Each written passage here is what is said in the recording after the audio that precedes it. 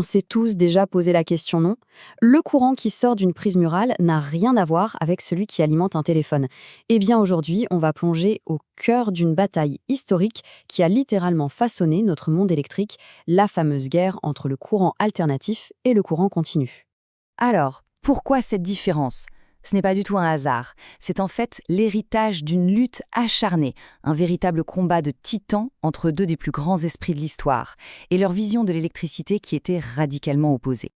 Ok, pour bien comprendre cet affrontement, il faut d'abord faire connaissance avec les deux protagonistes, les deux types de courants qui étaient au centre de tout. Alors voilà nos deux combattants. D'un côté, on a le courant alternatif, le CA. Imaginez une marée qui monte et qui descend, sans arrêt. Le flux change de direction constamment. De l'autre côté, le courant continu, le CC. Là, c'est plutôt une rivière, un flux calme, qui va toujours dans la même direction. Pour vraiment bien visualiser cette différence fondamentale, on peut continuer avec des images simples. C'est un peu comme comparer une autoroute bien droite, à sens unique, avec un va-et-vient perpétuel et hyper rapide. Commençons par le plus simple, le courant continu, ou CC. C'est le courant de toutes nos batteries. C'est un flux super prévisible, toujours pareil, comme cette fameuse rivière. Et c'est justement cette stabilité qui est idéale pour les circuits électroniques très sensibles de nos smartphones et de nos ordinateurs. Et maintenant, le courant alternatif, ou CA. Ah, là, c'est une toute autre histoire. C'est ce qui sort de nos prises. C'est bien plus agité.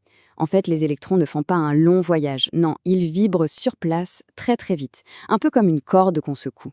Et c'est cette vibration qui transmet l'énergie et qui alimente nos maisons. Donc voilà, on a d'un côté un flux stable et de l'autre une vibration ultra rapide.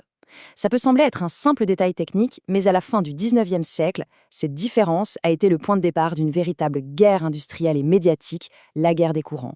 Au début, le jeu est simple. C'est Thomas Edison, le roi. Son système à courant continu est partout.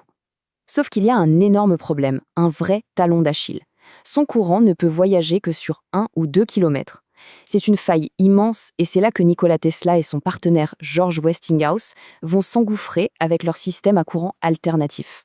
Le problème, il est là, sous nos yeux. Pour électrifier une ville avec le courant continu d'Edison, il fallait construire des centrales électriques très chères, un peu partout, tous les 2 ou 3 pâtés de maison.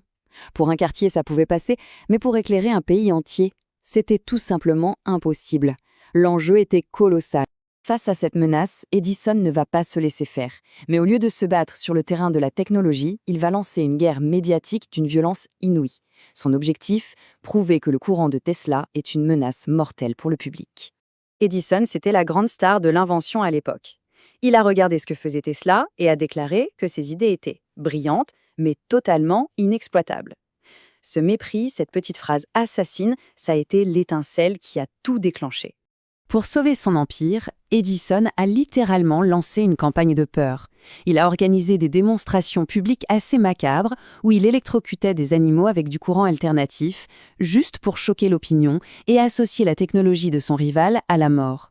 Il a même participé au développement de la chaise électrique, en s'assurant bien qu'elle fonctionne au courant alternatif. Mais on peut faire toute la propagande qu'on veut, à la fin, les lois de la physique sont têtues.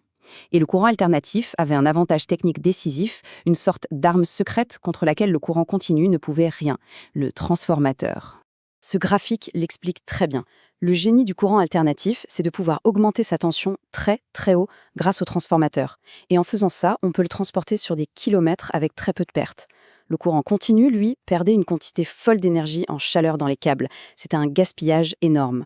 Aujourd'hui, on transporte l'électricité à des tensions qui peuvent atteindre 765 000 volts. C'est un chiffre qui était tout simplement inimaginable pour le système d'Edison. C'est cette efficacité brute qui a scellé la victoire du courant alternatif.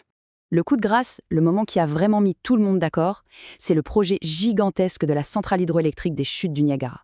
C'est la technologie à courant alternatif de Tesla qui a été choisie. Et quand le monde entier a vu ça fonctionner, la guerre était finie. Bon, d'accord, le courant alternatif a gagné. Fin de l'histoire? Pas si vite, parce qu'il reste une question importante. Si le CA est si supérieur, pourquoi est-ce que tous nos appareils électroniques fonctionnent avec des batteries, donc avec du courant continu? La réponse, c'est qu'aujourd'hui, la guerre est terminée. On a signé une trêve. En fait, on utilise les deux, chacun là où il est le meilleur. Le courant alternatif est le champion du transport longue distance. Mais une fois qu'il arrive à la prise pour alimenter les circuits délicats de nos appareils, c'est le courant continu qui prend le relais.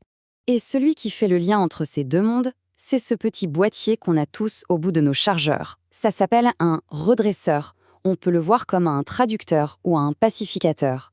Il prend le courant alternatif, un peu chaotique de la prise, et le transforme en courant continu, bien propre et bien stable, pour ne pas griller nos appareils. Et c'est là que l'histoire devient vraiment fascinante. Avec les technologies modernes, le courant continu fait un retour en force incroyable. Pour des applications très spécifiques, comme les immenses câbles sous-marins qui relient les pays, on s'est rendu compte que le courant continu à très haute tension est encore plus efficace. La vieille rivalité n'est peut-être pas tout à fait éteinte. Ce qui nous amène à une dernière pensée pour le futur. On se dirige de plus en plus vers des énergies comme le solaire, qui produit nativement du courant continu. On parle de plus en plus de stocker l'énergie dans des batteries qui sont aussi en continu.